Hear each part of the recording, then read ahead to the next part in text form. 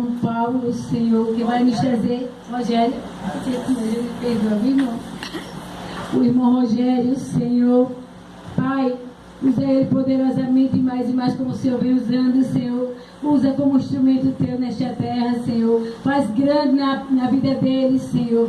Faz milagres e maravilhas acontecer no meio dele, da família dele e na vida dele, Senhor. Pai, fala conosco, não aquilo que queremos ouvir, Pai, mas aquilo que o Senhor tem para conosco, Pai. Para que nós venhamos, Pai, praticarmos a tua palavra, porque o mais importante não é ouvir e nem falar, mas sim praticar, Pai. Vem, Pai, falar conosco e que nós estejamos prontos, Pai, com os ouvidos aguçados para ouvir a tua palavra, entender, Pai, e guardá-la na tábua do nosso coração. Usa teu filho poderosamente, em nome de Jesus, te pedimos e já te agradecemos e todos dizem amém.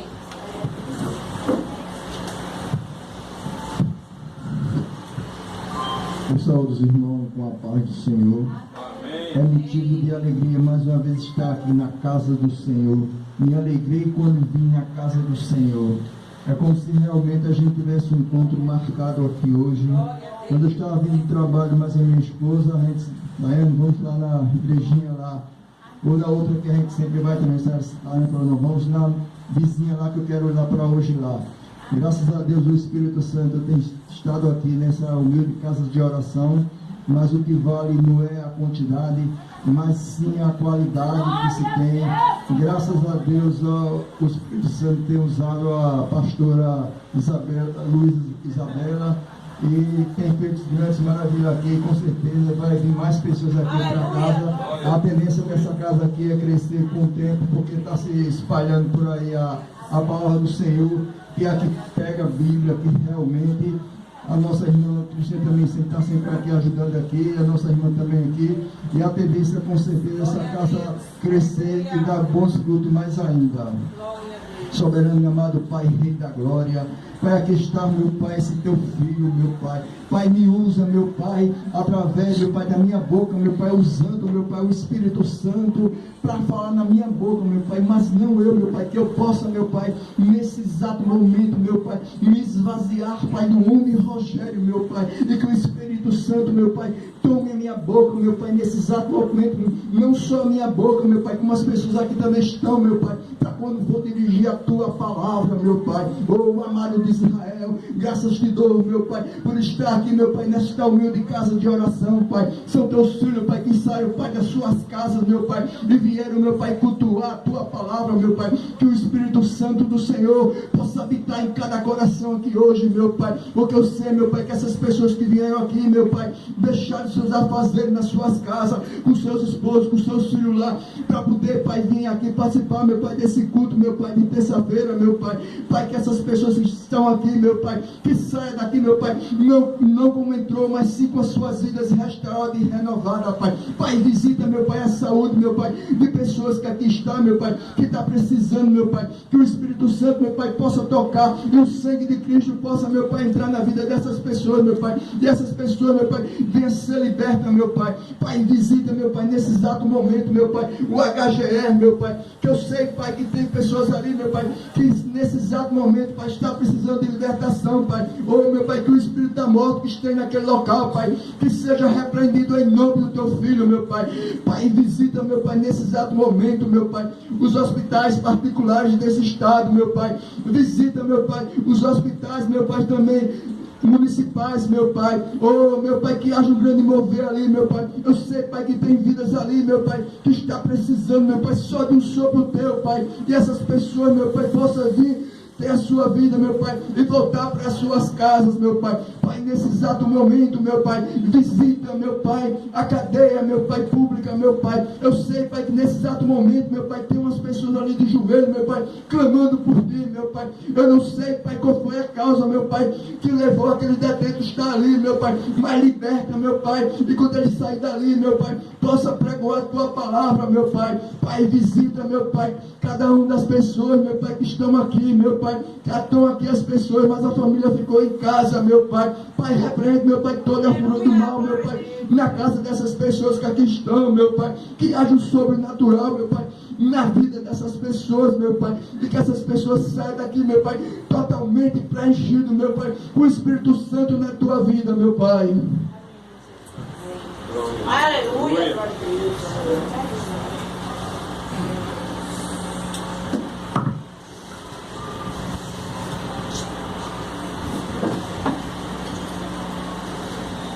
Segundo Coríntios 12. Segundo Coríntios 12, de 7 a 10. Segundo Coríntios 12, de 7 a 10. Glória a Deus, aleluia. Glória a Deus, aleluia. Segundo Coríntios 12, de 7 a 10. E para que eu não me exaltasse acima da medida, pela abundância das revelações, foi-me dado um espinho na carne, um mensageiro de Satanás, para me esbofetear, para que eu não me exaltasse acima da medida. Por essa coisa, eu supliquei ao Senhor 3 vezes, para que ele se afastasse de mim. E ele disse-me: a minha graça é suficiente para ti, porque a minha força se aperfeiçoa na fraqueza de boa vontade. Pois me gloriarei nas minhas fraquezas, para que o poder de Cristo repose sobre mim. Portanto, eu tenho prazer nas fraquezas, nas censuras, nas necessidades, nas perseguições, nas aflições, por causa de Cristo. Porque quando eu estou fraco, então sou forte.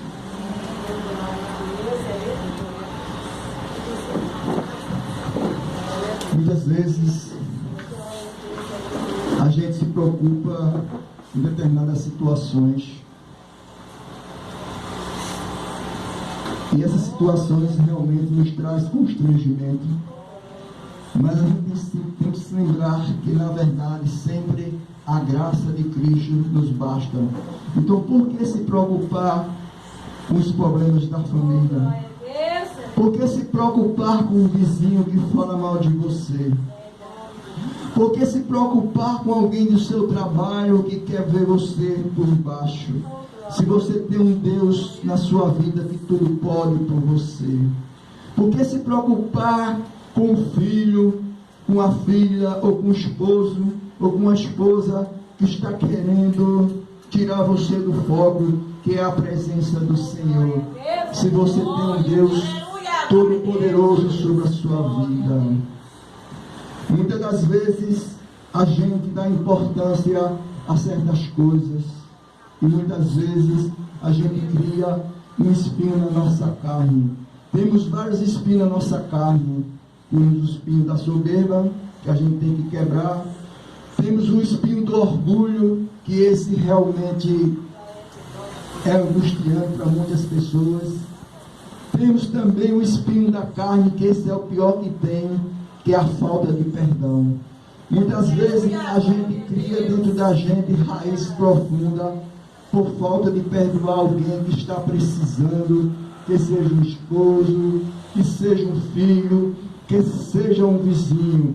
O perdão é algo tremendo na nossa vida. E aí são espinhos na carne, né? Que a gente cria dentro de si, e aonde o inimigo do Senhor, ele fica feliz quando a gente tem esse espinho que atrapalha a nossa caminhada. Mas quando a gente verdadeiramente tem Cristo sobre as nossas vidas, só a graça dele nos basta.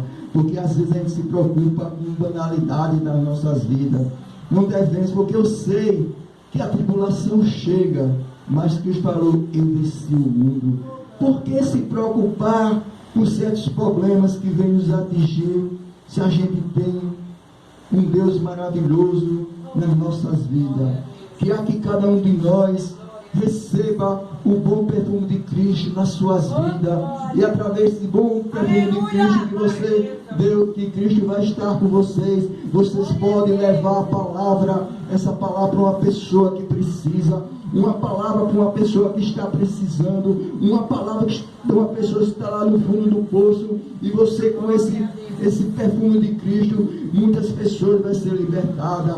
É por isso muito importante que a gente tenha esse nosso perfume de Cristo nas nossas vidas, porque através desse perfume a gente pode levar a pessoas que estão angustiadas, a pessoas que estão na beira de uma depressão, e às vezes você chega lá com uma palavra de conforto, e essa pessoa com certeza vai sair dessa situação.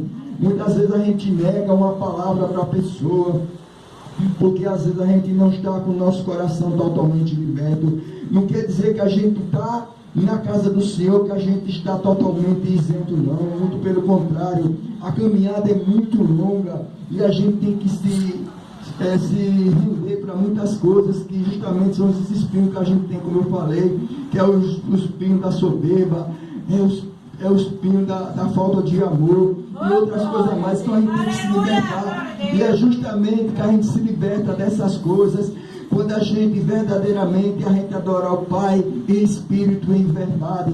Porque muitas das vezes a gente está por esse mundo aí afora, e às vezes Ele nos escolhe diante da multidão, Ele nos escolhe, e daí Ele conduz a gente para o Jesus Cristo, para Jesus Cristo cuidar da gente, porque na verdade Deus é o agricultor, e Jesus Cristo é o que? É aquela árvore que vai cuidar da gente. Então Ele pega a gente e vai cuidando da gente, vai tirando nossos carrapichos, porque são muitos carrapichos quando a gente chega para a presença do Senhor, e Ele vai cuidando, vai tratando aquela árvore, vai tratando as nossas vidas, e a gente vai se libertando de muitas coisas, até a gente chegar num patamar bom, num patamar que a gente está com o nosso problema praticamente aniquilado nas nossas vidas, porque não é fácil a gente chegar até a salvação, é muito difícil, como também muito difícil é a gente ganhar alma. Não é fácil a gente ganhar alma, não, é difícil, viu? Porque muitas vezes as pessoas que estão lá fora preferem as coisas do mundo, porque as coisas do mundo são mais prazerosas, onde que a palavra de Deus não tem esse prazer que o mundo oferece, não. As coisas de Deus oferecem uma coisa melhor, oferece a salvação, e a salvação não se compra com dinheiro, a salvação é de graça para quem queira receber, e muitas pessoas renunciam a essa salvação de graça, mas quando chegar naquele último dia, lá no julgamento final, quando se abrir o segundo livro, muita gente vai ser julgado pelas suas obras que fez, que seja crente, que não seja, mas vão ter que pagar por muitas coisas que fez aqui na terra. Para isso existe esse julgamento final. Aqui na terra podemos ter advogados, podemos ter juiz, podemos ter todos, mas a gente também vai ter o nosso juiz e o nosso advogado por nós, que a gente vai ser julgado pelas nossas obras. Então é importante que a gente esteja sempre na presença do Senhor, dia e noite, que eu sei que os problemas vêm nas nossas vidas, não é fácil, cada vez a gente luta com muitas coisas em nossa vida. É problema financeiro, é problema com o filho nas drogas, é problema com o filho na prostituição, é problema com o marido na cachaça, e aí as lutas são grandes, lutas são demais, mas a gente, quando a gente está na presença do Senhor, a gente cresce, a gente prospera.